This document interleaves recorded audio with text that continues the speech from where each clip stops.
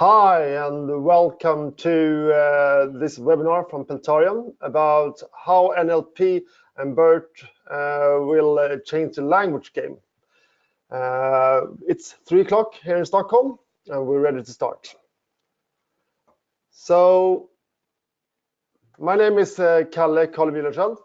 I'm head of the Knowledge Center, which basically means that I'm responsible for explaining how our platform works for our users. And right next to me sits Anders. Hi everyone, my name is Anders Artig, and I'm the head of research and have been working with AI for a long time, like 20 years. Long time, yeah. So the webinar today will first we have this introduction, and then Anders will talk about AI and natural language processing, and specifically BERT. First a short history, and then dive deeper in what is BERT anyway. Then he will have a short demo, and at the end he will have you can have a question and answer session. So as you see to the right in your on your screen, you can see that you can write your questions and answers. Questions, and we will try to answer them at the end of this session. Okay, so Anders, you can I'll make you the sorry, there we go, and you're now the presenter. Thank you very much, Kalle. It's a true pleasure to be here and to see so many of you listening in on this webinar. As I said before, I've been working with AI for a long time. I started in academia actually, and we're planning to have an academic career, but then I got a taste of actually using AI in industry, and have been working mainly in industry, working and researching AI. So I've also been working in Spotify for a long time, where we made use of machine learning and big data techniques to optimize different Spotify services.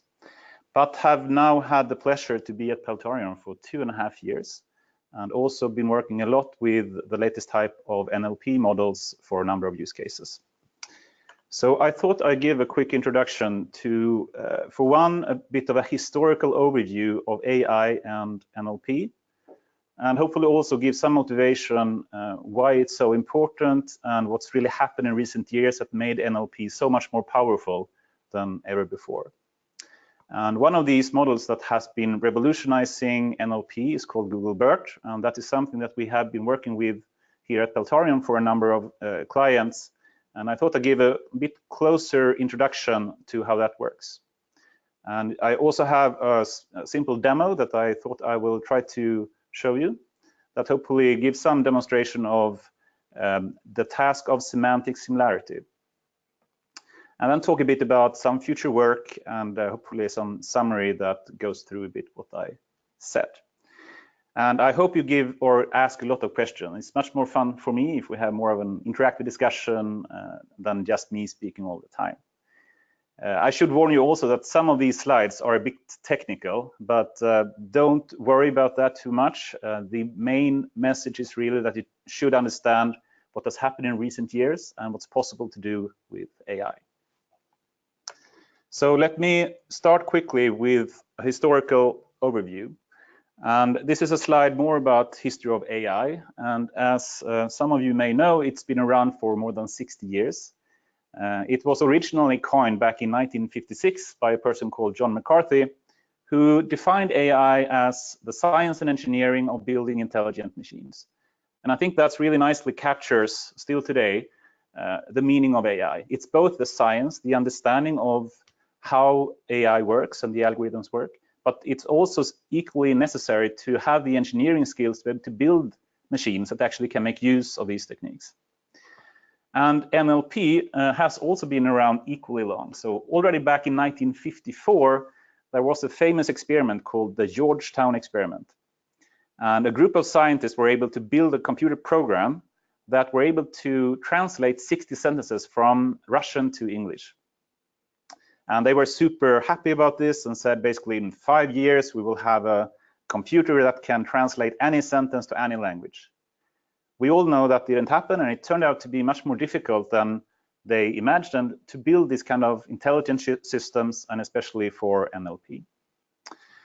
So what's happened over the years is that from the 80s and forward, new algorithms were invented that made it possible to, instead of programming computer, you could feed data into the computer, and it can learn automatically to make predictions. And one way to view machine learning is to automate the process of programming a machine. So instead of having to manually code all the rules and grammar, for example, of a language, you can instead just feed a lot of data into it, and it can automatically learn how to make predictions about that. And that made a significant step forward in the ability to handle, for example, NLP. But and I've been using a lot of these traditional machine learning techniques, but the big problem with that was you still had to build up features in a very exact way. And if you did anything slightly wrong, it was not intelligent enough to make accurate predictions. So what happened in just recent years is this new technique called deep learning has come about that makes it possible not only to learn how to make predictions, but also to learn how to represent the data. So you can basically feed raw data into it. So instead of trying to find different ways to encode the text or how to do a lot of stemming and lemmatization and whatnot of the text, you can simply feed the raw text into the model, and it will learn how to transform that text into some representation. And this is called representation learning, which all these kind of layers in these deep neural networks are doing, so that in the end, you can see to the right of this deep learning network, it makes some kind of prediction, perhaps what the next word should be in some sentence. And this has really been a big revolution in the ability to build this kind of intelligence system, and especially NLP. For example, Google have been using these more statistical approaches for a long time. First they had programming, then they built up this kind of statistical systems, and they were around in, for example, Google Translate all the way up to 2015. And I remember once I got this text message from an ex-girlfriend of mine, and she wrote something in Russian to me, and I couldn't understand that, so I fed it through Google Translate back to Swedish, and it said a very nasty word, like a curse word. I won't say it out loud, but it starts with P and end with S. And anyway, I was very, weird or confused about this, so I sent her a text message back saying, "Why are you, sending these curse words to me?" And then she said, "No, I didn't do that." She actually translated from Swedish to Russian, but at that time, Google Translate first went from Swedish to English and then English to Russian. And then when I went back, it didn't take the same way back. So I can tell you it was basically, she wrote puss, the Swedish word for kiss.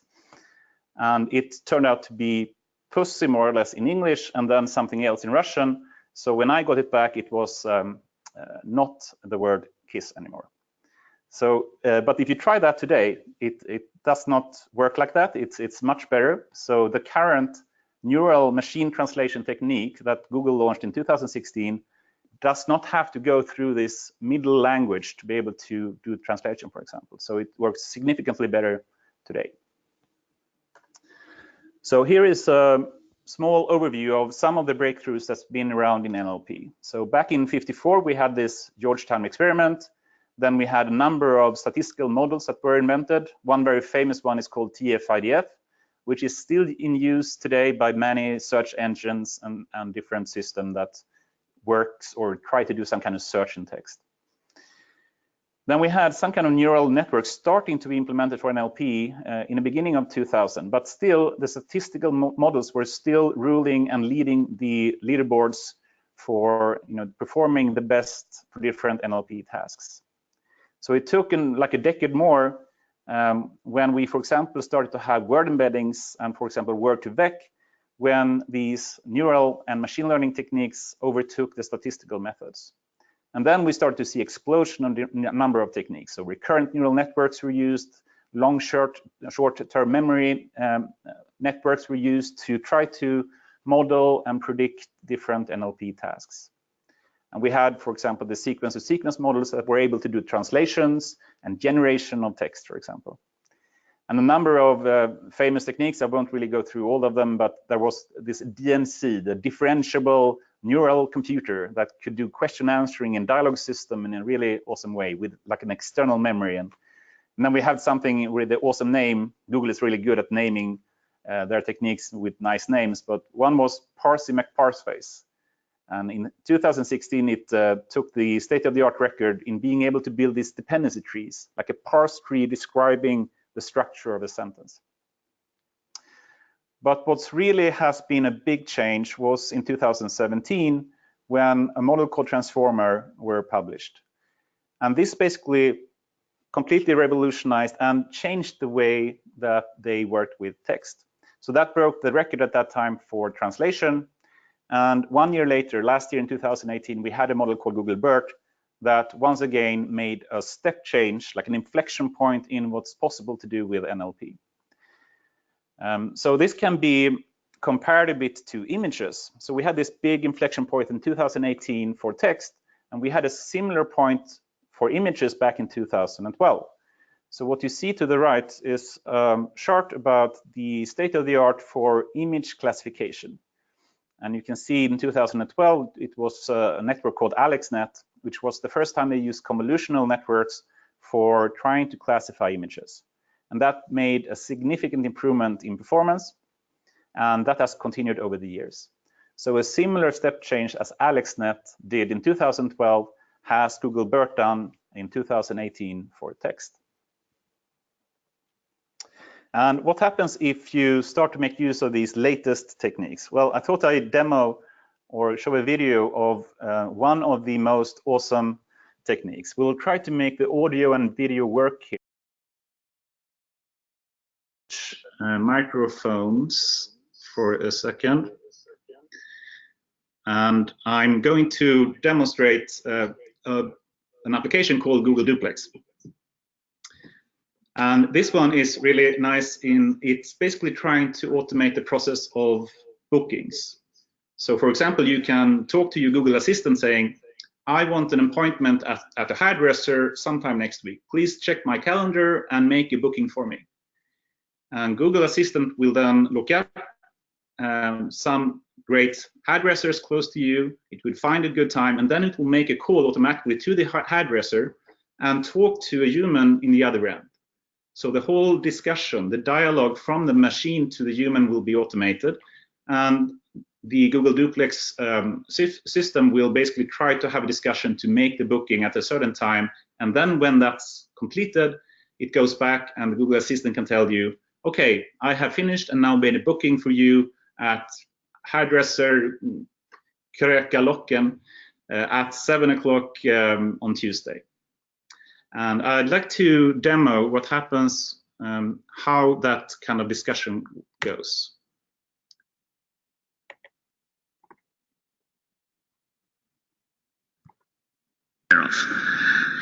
Let me give you another example. Let's say you want to call a restaurant, but maybe it's a small restaurant which is not easily available to book online. The call actually goes a bit differently than expected. So take a listen.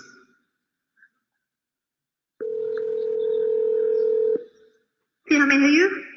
Hi, I'd like to reserve a table for Wednesday the 7th. For 7 people? That's human. It's for 4 people.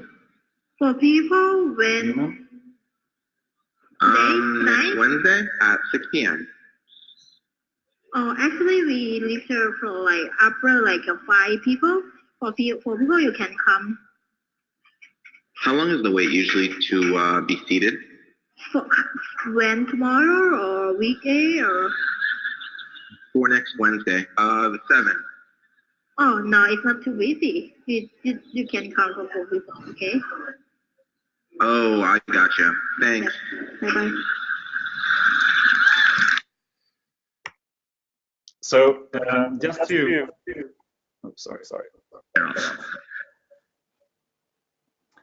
So I hope you saw all the awesome parts of the talk there. For one, you could hear it was not a very robotic kind of speech from the machine, the duplex machine. It was surprisingly a lot of like gotcha and a very like natural tone of voice from the machine. And it could even understand the not so well-spoken Chinese person trying to make some reservation for that. And this is really an extremely impressive and difficult thing to do. And just to go through some of the components necessary, if we go to this slide, you can see the first part you have to do is try to convert the speech, the sound, back to some text. And that's called ASR, or automatic speech recognition. So you can get a text from speech. And then the second thing it has to do is trying to understand the context, like a dialogue system, on what did you actually say before, to make a correct next question or answer to the human. And then when you have that piece of text, you need to go back to voice, and that's text to speech, the TTS part, to actually convert that text back into sound. And to do all this in real time is very difficult, and of course not something that every company can do, but it's really impressive that this actually works today. And this has actually been launched in US already, so this is available for some parts of US, and hopefully will come to Sweden at some point as well. But we don't only have to do these very complicated applications. There are a lot of simpler applications that works really well today. And one thing I really want you to understand is that AI actually make technology and user interfaces easier to use. Some people are so afraid of using different web services or mobile apps and make them really hard to use. But with AI, and for example, being able to use voice instead of text, or to navigate a lot of menus, that really simplifies the way to interact with different type of software. For example, at Spotify, when I worked there, we also had a big project for voice, and we especially saw the importance of that when using and listening to music in the car. So you can have your hands free and simply can talk to the app to be able to, for example, choose some other song.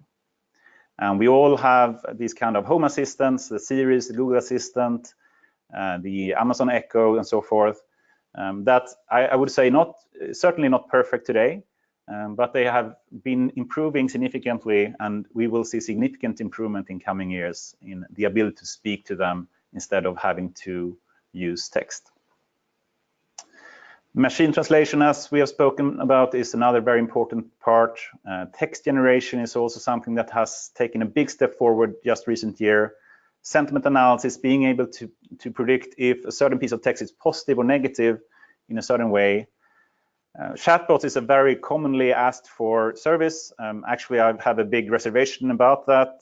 Most chatbots today do not actually improve the value for the customer, but I hope and I think we will see a big improvement in the quality of what chatbot services can do in the future. Summarization is another technique. So instead of having to read through long articles, the AI system or NLP system can automatically summarize the most important part. And we also have a project here at Peltarion working specifically with a part called abstractive summarization right now. Question answering is another part. You can have a long article and you can ask some question about this article. Let's say you have a Wikipedia page about toasters. And then you can have a question, what is the voltage required for this toaster? And the machine is supposed to find a passage in that text where an answer to that question may be. And that type of task is called question answering. Speech recognition and text-to-speech is, of course, other examples that we just saw. So I hope this gives some motivation and understanding of all the things that we are able to do today in a level that we've never been able to do before. So what about Google BERT? Well, it's a model that is very different from other type of NLP models that we've seen in the past. I will try not to go through too many technical details, but one of the core components is something called a self-attention mechanism. And what it can do with that is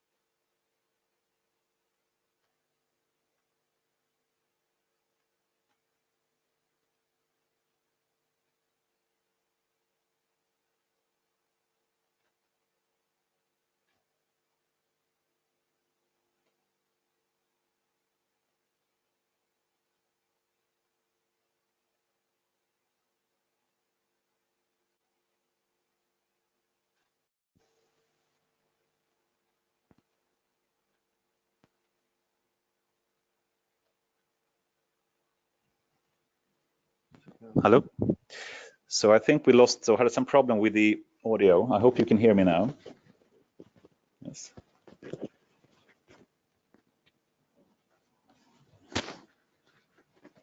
So let me quickly just describe how this very complicated model called Google BERT works. And this is the transformer, and you can see to the left there is an encoder part, and to the right is a decoder part.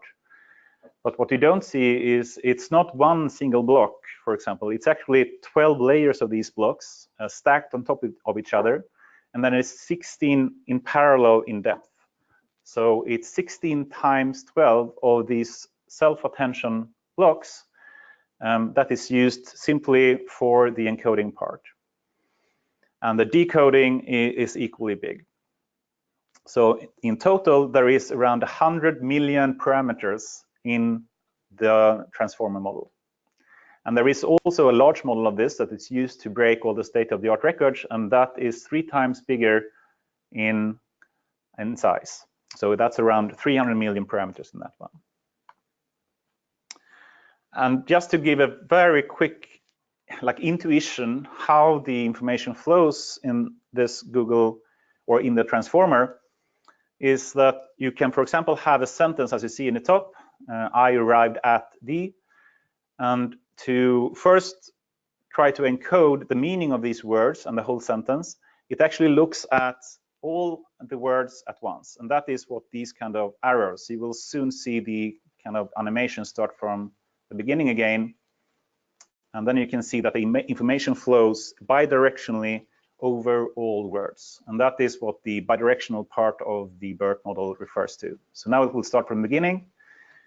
And you can see how the arrows connect to all layers at once. Now you will see that. So you can see a big flow all over and in both directions.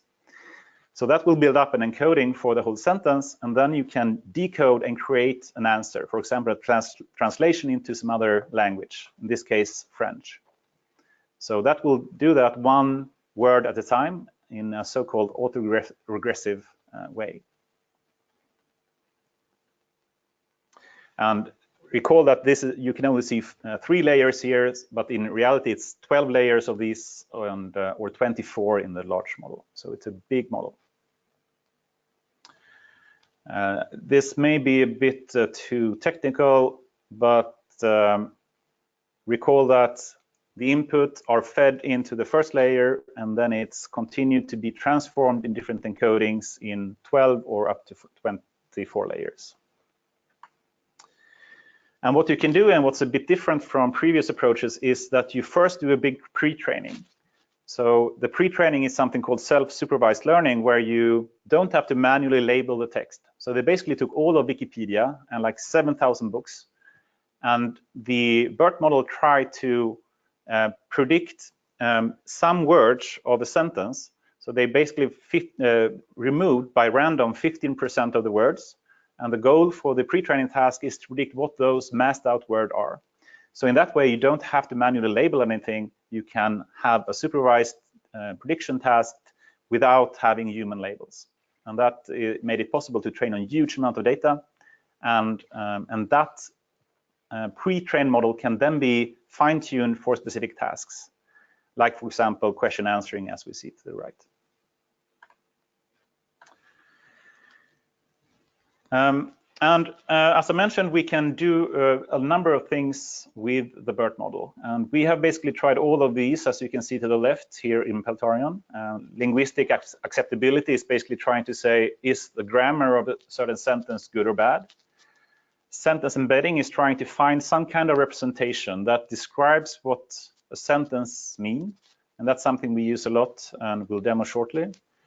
Sentiment analysis we've spoken about. Text classification is trying to categorize perhaps in 10 different categories what an article, for example, is talking about.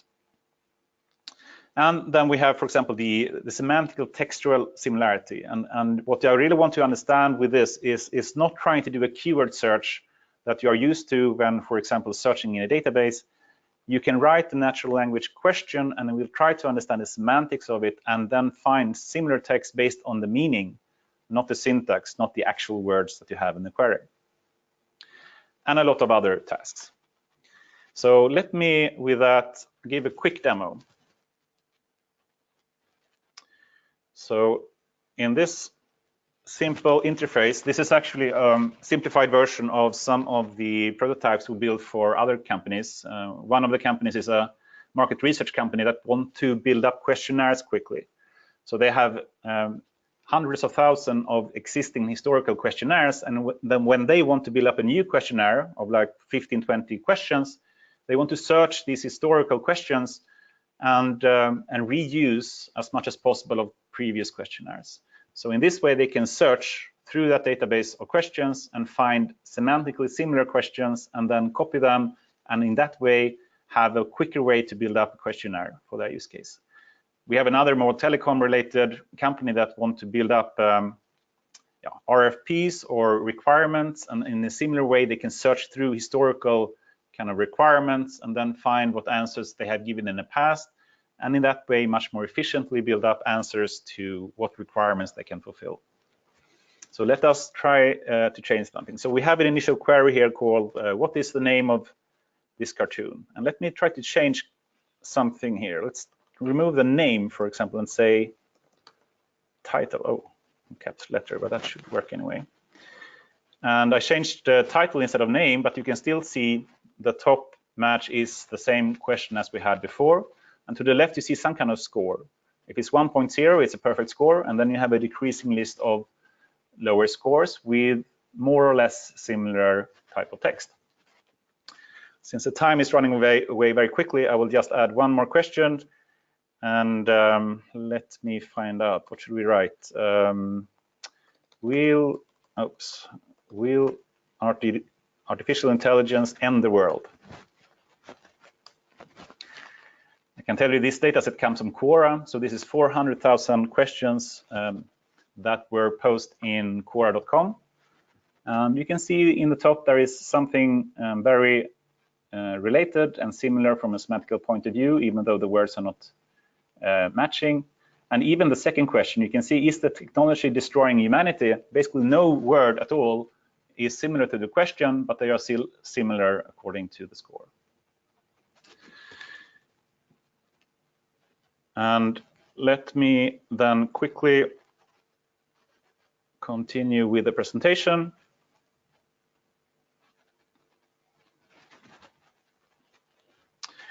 And to quickly just describe a bit about the architecture behind this kind of demo, we have, for one, the actual model that you can see in the middle, which is a trained model, a Google BERT model. And then we have embeddings extracted for, in this case, the 400,000 questions from Quora. And we have the actual questions, so we can display them in this kind of web front end.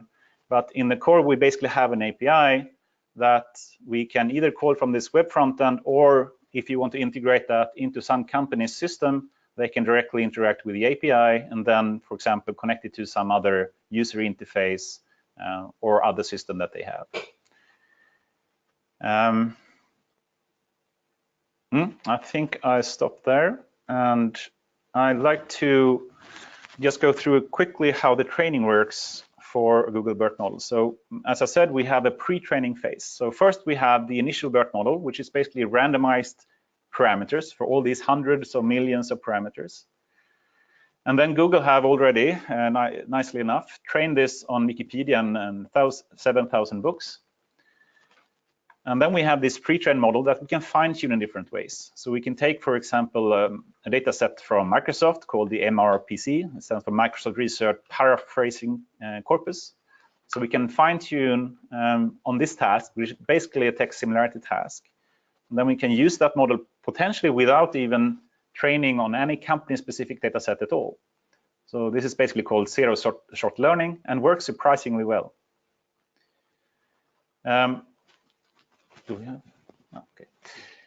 But if you do have some labeled data from the company, then we can fine-tune on that. And of course, that will give a better improvement and performance than having trained only on external data.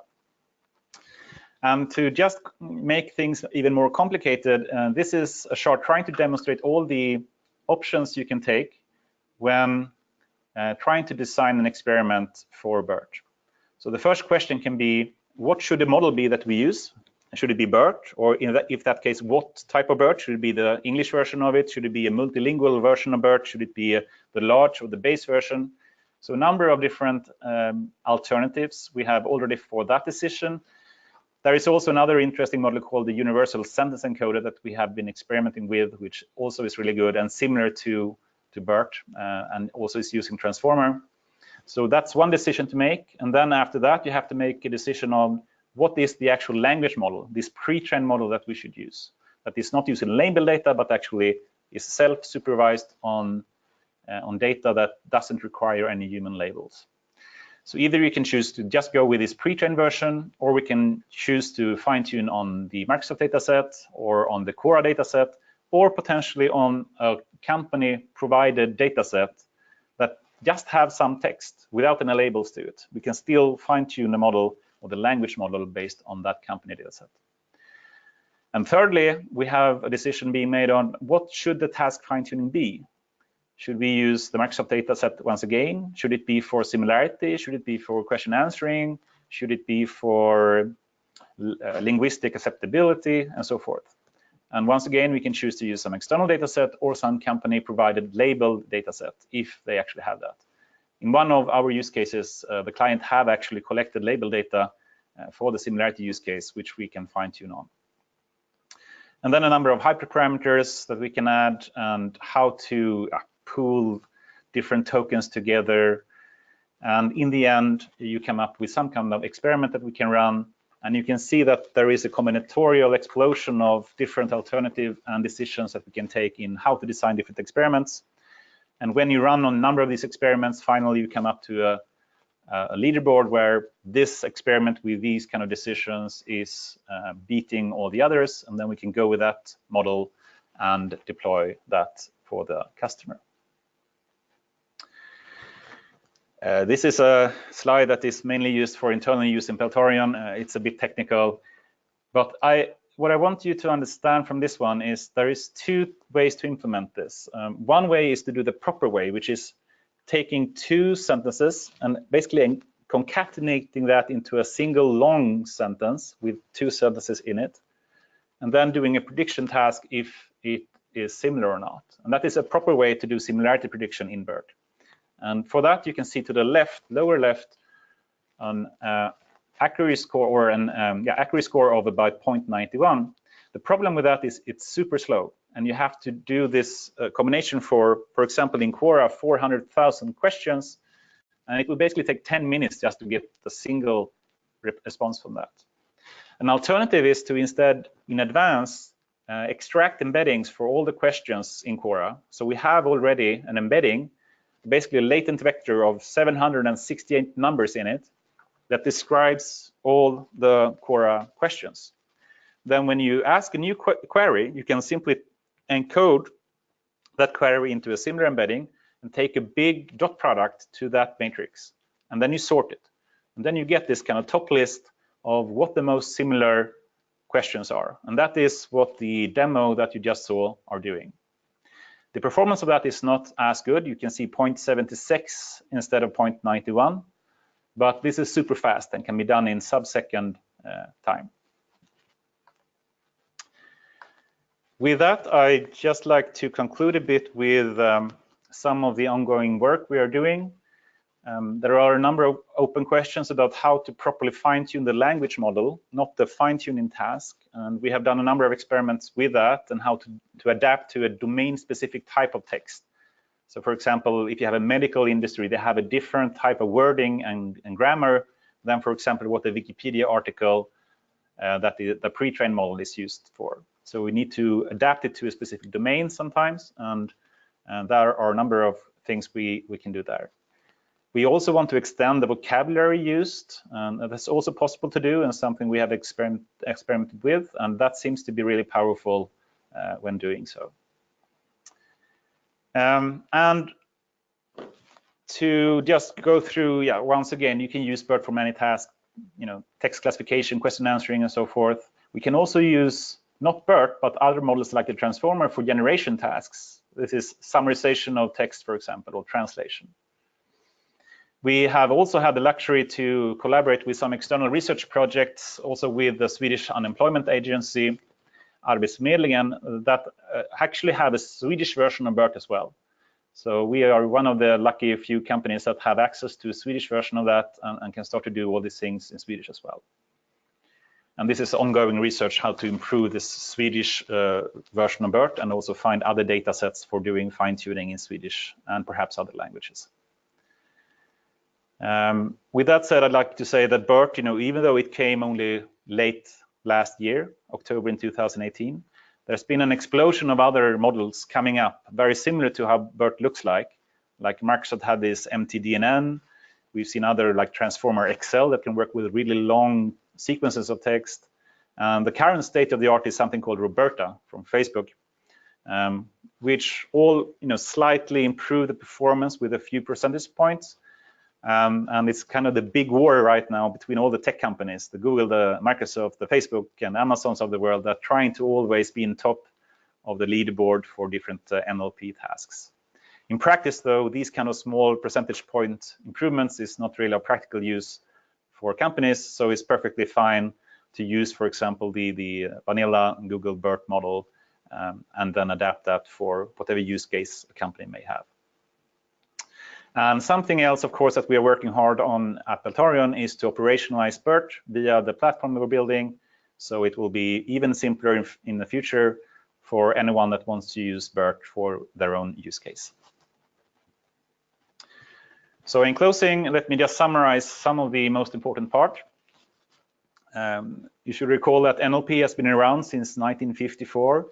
Initially, they thought, you can simply program a machine to do translation or use statistical approaches, but when that is basically not sufficient and it is too difficult to do without using deep learning techniques.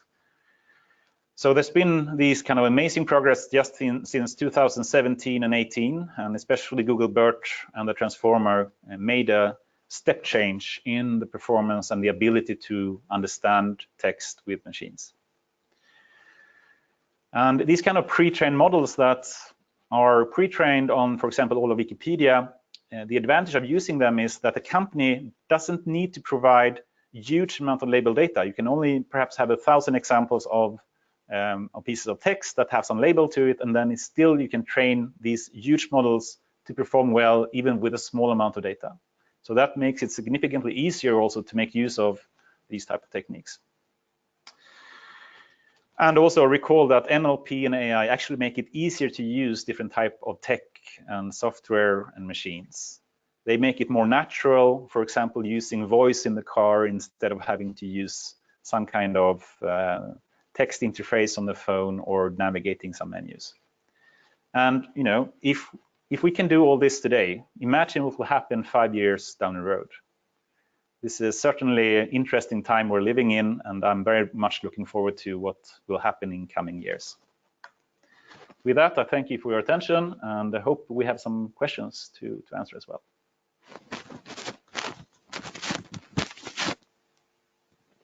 Yes, we do have some questions. First is so operationalize BERT. So what does that mean in this context? So still BERT and the repository. Sorry.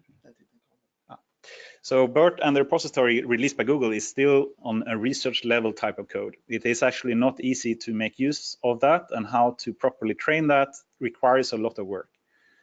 And I can tell you, it's actually not very nicely written code even. It's horribly quality of that code. So to be able to easily make use of, for example, BERT, we need to have an easier way to train it and to fine tune it and also to deploy it. So when you, the idea that we are having, of course, is to integrate BERT in our platform, and then we will have it an easy way to simply feed the text into that platform, and then you can choose to fine tune, for example, a language model, or to fine tune on some specific task. And then with a click of a button, be able to deploy it and make use of it in your organization. Right, then I have a quite a long question here. So Is there any guidance of how long to fine-tune a model? I have noted that the accuracy of prediction, the next word never converges. Does this mean that the LM model is overfitting the domain data? Yeah, it's a great question, and we have like two different things here. One is to try to fine-tune the language model, that is, without using unlabeled data, trying to adapt the language model to some domain-specific type of text. And if you have a really small amount of data for doing so, it can easily overfit. With a proper data split, you can notice that though through the validation loss in the training. So it's possible to see. And it actually is surprisingly fast. Of course, it takes longer time to do the training for the language model training than the fine-tuning, but you can still do that on like a fast GPU in like 6 hours. So it's a still reasonable thing to do. And the fine-tuning task, if you have a small amount of data, then of course it's easier to overfit that. But normally you can train that in like 30 minutes on a fast GPU, and you have something ready to use. So do you foresee any disruptive changes in the 5 years to come? If so, where? Well, yes, as any powerful technique, they can be used for good and valuable services, but they can also be abused for bad services. One controversial thing was when OpenAI released the GPT-2 model, which is good for doing generation of text. They actually chose not to publish that because it could be abused in such an extreme way. So what that basically made it possible to do is you could write a short intro of a couple of words or a sentence, and it will basically fill out a full article in a really nicely written grammar and language, and it's more or less indistinguishable from human written text. Of course, all of it is fake, and that could be abused to do, for example, more fake news or search engine optimization. But the overall value, of course, comes from all the good that we can do with using these techniques. So we will see this kind of incremental improvement in things like translation. But what will really be a big change is when people start to realize that they can use text in ways that they never thought about before. So what we've seen a number of times when I speak to companies from Peltarion is that they didn't think, for example, that semantic text similarity would be of interest for them. But then when looking through the process they have, and especially when working together, humans and machine, for example, like this market research company that can simply make the process of building questionnaires faster by using BERT, you still have human in the loop. So it's more or less augmenting the human performance. And that will be a big change and disruption in being able to work in a more efficient way with the humans together with systems like BERT. Did you try the text similarity for longer texts? Yes, so actually it works rather good for long pieces of text. A problem with BERT is really short pieces of text does not work well. So single word queries is not performing well. And that is basically because BERT is always looking through the context of the word. It has to have at least 2 or 3 words to the left and the right of the word to be able to understand the context. If you just write Paris, for example, it doesn't know what type of Paris it is. Is it the city? Is it the person, Paris Hilton, or something else? So it needs to have a context. So at least a certain length of the text is necessary to make it work well. Then BERT has some limitations when it comes to the maximum length. It has a maximum length of like 512 words, but that's still a rather long piece of text, and you can always segment longer pieces of text into subparts if necessary. So yeah, it works rather well. Okay, broader question here. So do you have any advice in how to start with machine learning in general? Yeah, great question. And I think one way, of course, we have a number of tutorials in the Peltarion website that hopefully can give a good introduction to what's possible to do. It is really hard to understand what is possible to do without having seen some examples of, for example, what's possible to do with deep learning. A lot of other material on the web is often referring to this traditional machine learning, which mainly use tabular data to do some kind of prediction for. And that, of course, can be really useful as well, but with the ability to also work with images, audio, and text in new ways never possible before, it opens up for a lot of new opportunities for using AI and machine learning. So I would recommend go to the Peltarion Knowledge Center and go through some of the tutorials there. Yeah, since I'm head of knowledge center, I think that's a great advice. So what do you do to learn from raw data or unlabeled data without pre-training? So I'm not sure I fully understood the question. So without pre-training, it would be hard to use a model like this. Then you have to have a huge amount of data. If you did have like the size of the Wikipedia English text in total, then yes, you can train BERT from scratch. But the reason for doing so is questionable, I would say, and I don't really see why that should be done. Normally, you start at least with a pre-trained BERT, and then you either choose to tune the language model with the piece of text you have, and that, of course, is still feeding in raw text into it, but you still, I have a hard time seeing why you would not start with a pre-trained version of BERT in doing so. It could be for another language, for example, which is what we did in the Swedish BERT version. Then, of course, we have to start from scratch and basically collected all of the Swedish Wikipedia to train it on. But unless it's some big shift like that, I would still suggest to use the pre-trained version of BERT. Okay, so do you use, that would be us, Peltarion, BERT as a service for the embeddings? Yeah, actually, we have done that for a number of prototypes, and actually it's a really nice service. And that's not something we probably will put in production, but it's I can still recommend it if you want to try something on your own. It is a rather well-written piece of service to quickly get some kind of BERT model in place, and you want to have a fast service to get embeddings or do some prediction tasks on. But it's still kind of limited if you want to do a certain type of fine-tuning task. But in general, we have certainly experimented with it and used it internally for a number of things. So here's from Tim Isbister. He asks, there's not much hype about BERT in text generation. Is that because the model's task is to predict random words in the context and not like GPT-2 for example, only predicting the next word?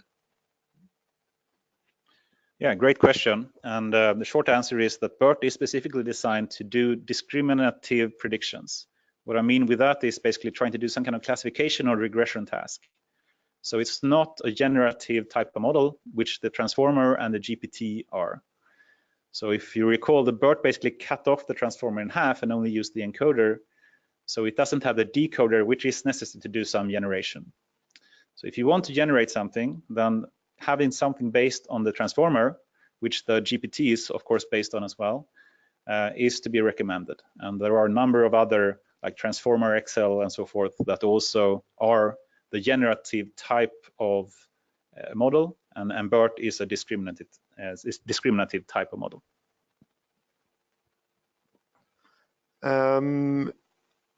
Do you have any rule of thumb for how many layers to fine tune? I like this. Good question, technical one. So there's been a number of papers about this. Simply, you can train them all and use the same learning rate for all of them. If you want to be a bit more advanced, the recommended approach is to have a lower learning rate for the initial layers of BERT, and then increasingly increase the learning rate for subsequent layers. And of course, the last layer that you add for any fine-tuning task should have the highest learning rate. So that's usually the way to do it. Another way is simply to completely freeze the BERT layers and only train the fine-tuning layers. But that limits the ability to use the BERT's own layer to do like feature extraction or embedding extraction with those. So then you limit yourself to only use that fine-tuning task. But if you have a small amount of data and you are seeing your model is very much overfitting, then a good approach can be to try to either lower the learning rate for the BERT layers or completely freeze them. So is any public source of text like the Swedish Wikipedia enough to build a specific NLP assistant? So yeah, two questions there, I would say, or I will split it in two at least. For one, the Swedish Wikipedia is certainly possible to train BERT on. I would say that there is a new model that is leading the leaderboard called Roberta, and with that, it actually adds a number of advantages that made it possible to use less data than, for example, the original BERT did. So yes, it is possible to use the size of Swedish Wikipedia. We haven't done an extensive evaluation yet of the performance of the Swedish BERT model. That is yet to come in the research project we are conducting right now. The second part of the question was for assistance, and I'm assuming it's some kind of chatbot or dialogue system that we are speaking about. And that's actually a very interesting topic, and I wish I had half an hour more to talk about that. The short answer is that most chatbots today are not using these kind of generated piece of text. It's more trying to match a question to a predefined set of answers and simply selected the best one. So if that's the only thing you want to do, then for example, using a Swedish BERT to find the most similar from a semantical point of view for like an assistant service would certainly be something to recommend. But to have a properly built chatbot that actually works in the way you would like to have it, that's still work to be done and research to be done to have that done completely. Okay, more technical question then. From which score do you consider a result usable? For instance, for a professional customer service? Yeah, another good question. So we basically take the cosine similarity of the embedding for a certain question compared to the other sentences. And from a this depends a bit on the use case, but the normal rule of thumb is a score above 0.9 is similar. A score below 0.8 is basically not the same at all. So certainly something about 0.80 is to be a hard threshold. And many results between 0.8 and 0.9 is still not very similar. So if you want to have, depending on the use case, perhaps you're fine with having not super similar answers. If you want to have super similar, I would recommend above 0.9. And then let's end on a more futuristic question then. So when will we see the first artificial psychologist? So that's an easy answer. We saw that back in 1960. So back in 1960, we had the first system called ELIZA. And that was, of course, not a machine learning based nor statistical based, a completely programmed system, but it became very popular because people actually felt like this ELIZA psychologist did have sufficient value to actually be useful for humans. So they could ask questions to it. It had these kind of predefined, of course, answers that it tried to do some very heuristic to find similar, the similarity for the question and the list of answers it had. But for surprisingly, since people at 1960 they didn't believe that computers could do anything. I think if we released ELIZA today, people will be horrified by how bad it works. But given that, and given how, for example, you can see Google Duplex is working, it's actually not unreasonable if someone actually were to spend money on it to have a system that can perform a psychology type of service in a rather good way. However, I would like to add a strong warning here, and I really want to make people understand that AI today does not have the type of background knowledge that human has, and will not have for a very long time going forward.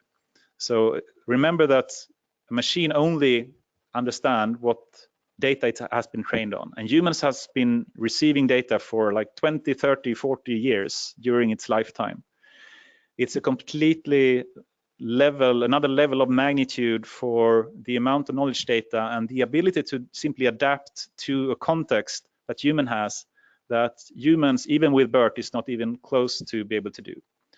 So therefore, humans are far superior today in these kind of more context and common sense sensitive type of tasks, like a psychologist.